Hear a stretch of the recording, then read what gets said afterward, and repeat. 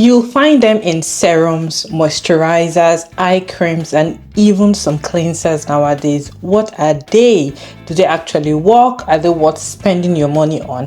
Because let's be real, skincare can get expensive and we all want to know whether we are paying for the real result or is it just fancy marketing with peptides. Hey everyone, welcome back to the channel. If you're new here, my name is Oge.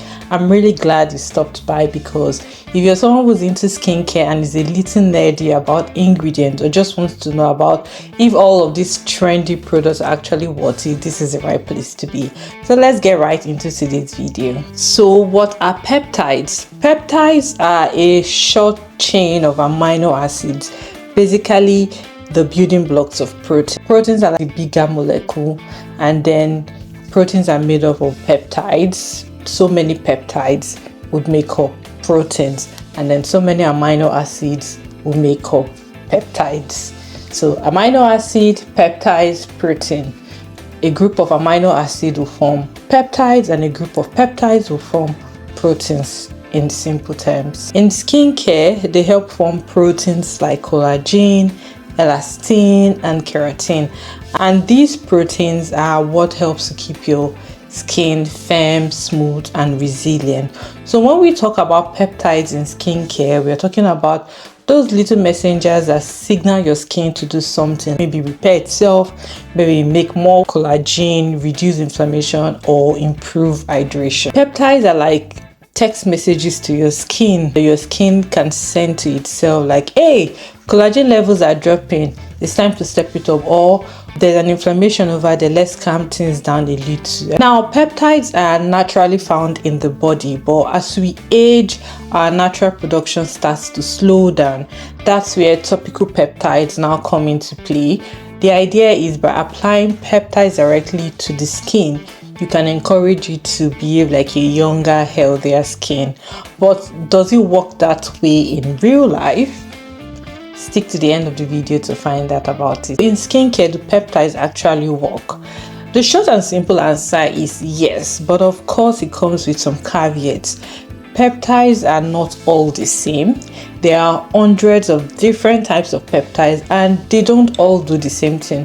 Some focus on firmness, some will focus on hydration, some will focus on anti-inflammation, and a few may even try to aim to relax facial muscles to mimic the effect of a Botox. Also, peptides are fragile, which means that they need to be formulated correctly to actually penetrate the skin and stay stable over time.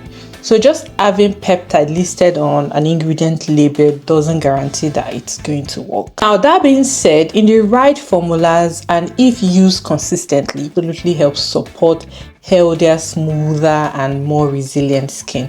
So let's look at the types you're most likely going to see in the market nowadays. In 2025, there are tons of peptides out there, but here are the common types you'd most likely run into, and I'm also going to talk about what they actually do. So number one is signal peptides. Just imagine having personal trainers for your skin.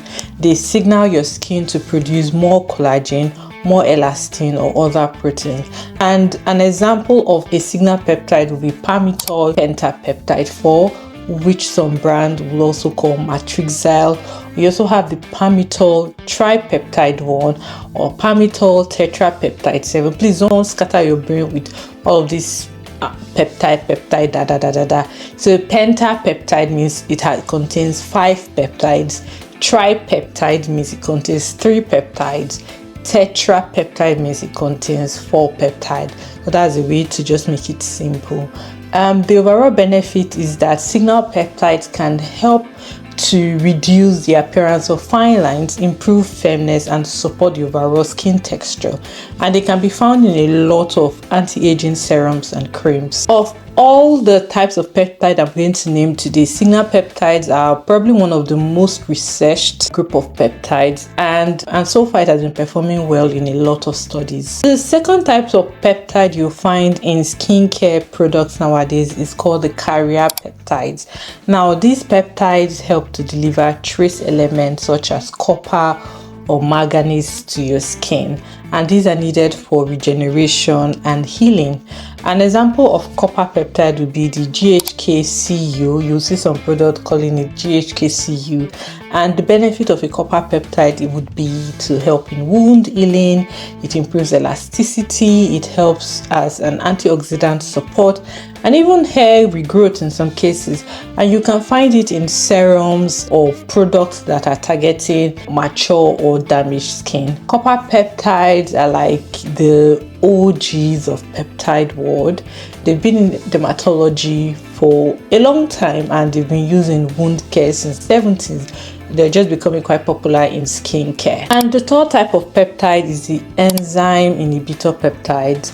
They help slow down the breakdown of collagen and elastin by inhibiting the enzymes that will destroy them. So enzymes are like natural proteins found on the skin. They help to break down products as part of a pathway in the skin or unnecessary product. Enzyme inhibitor peptides will help inhibit those enzymes that would originally break down collagen and elastin.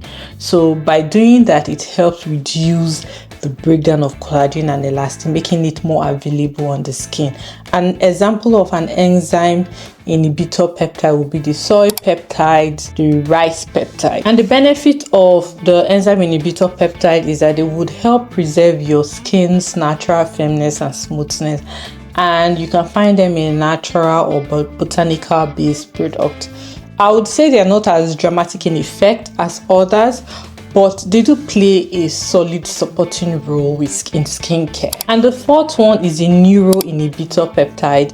This is where it gets a bit tricky because these peptides work like topical Botox in a way that they help to relax the muscle under the skin to help reduce expression lines. And example of this is the acetyl hexapeptide 8. SNAP 8 is also another good example.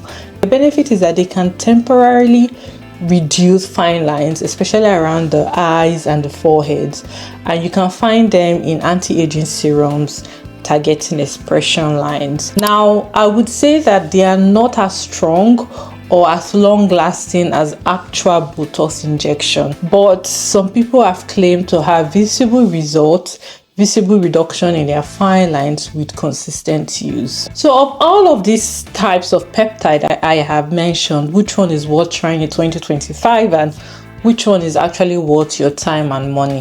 Peptide ingredients with the most backing and the most common would be the Matrixyl or the palmitoyl pentapeptide 4, and it's worth it because it's the most studied peptides, and it has shown solid results in reducing fine lines and improving elasticity over time, and it is best for anti-aging or early signs of aging and general loss of firmness. An affordable option you can consider is the ordinary buffet, which is also called the multi-peptide serum. And if you want something a bit more pricey, you can consider the Medic 8 liquid peptide. Another peptide I would say that is worth going for in 2025 will be the acetyl hexapeptide 8, or also called the adrenaline. Sometimes some people call this Botox in a bottle because it will temporarily reduce muscle contraction to soften fine lines. It's not going to perform miracle, but it does work, especially if you're consistent. And I think the most areas a lot of people see result is fine lines around the eyes. It's also good for forehead lines or crow's feet, or people who just want an alternative to injectables. So you can give this a go if that's your thing, but you have to use it consistently because the result will build up over time. The other peptide you can consider in 2025 would be the copper peptide GHKCU. It's worth it because there's been proven skin regeneration effect, and it is also great for aging skin or post-treatment healing and even improving like skin tone and texture. And some people say that it helps in scar fading too. The downside of this is that it is more expensive, and the blue color that it often comes in can stain fabrics. Also, it's difficult for you to mix with certain ingredients in your skincare routine like strong acids or vitamin C. It is great for mature skin or skin that is generally dull or seeking recovery. You can try out the NIOD Copper Amino Isolate Serum. So now that we know which peptides to look for, let's talk about how you can actually use them. In terms of frequency, for example, you can use it daily, morning or night time is fine. And in terms of layering, peptides usually would go after cleansing and toning before your creams or moisturizers or oils. In terms of compatibility, peptides are generally well tolerated and they play well with ingredients like niacinamide and hyaluronic acid, but don't mix with strong acids like the glycolic acid, the lactic acid, the mandelic acid, or pure vitamin C, also known as ascorbic acid, because it can destabilize this ingredient and you would not find as much result on them. And then for sensitive skin, it can be a bit too harsh on your skin.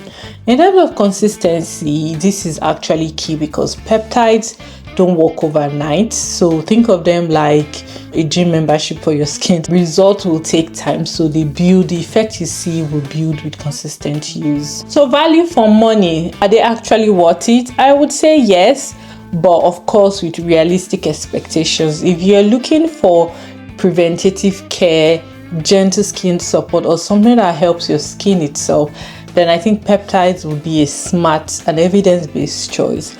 They are great for people who want results without harsh ingredients or any invasive treatment. But if you're expecting peptides to replace Botox or erase deep wrinkles or give you glass skin overnight, then you'd probably be disappointed because they are more about supporting your skin's natural process and not transforming it overnight. But the good news is that in 2025, this year, there's been better formulations than ever, and the products you find out there are more stable and have a more targeted delivery system.